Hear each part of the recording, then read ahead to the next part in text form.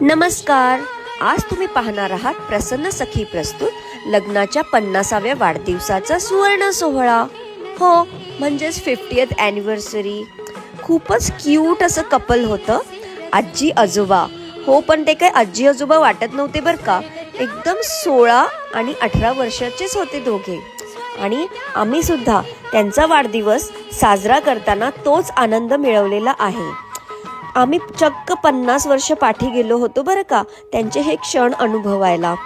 तुम्हालाही तुमच्याकडे जर असाच पर्सनलाइज्ड प्रोग्राम बनवून हवा असेल तर तुम्ही प्रसन्न सखीला नक्कीच कॉन्टॅक्ट करू शकता. धन्यवाद.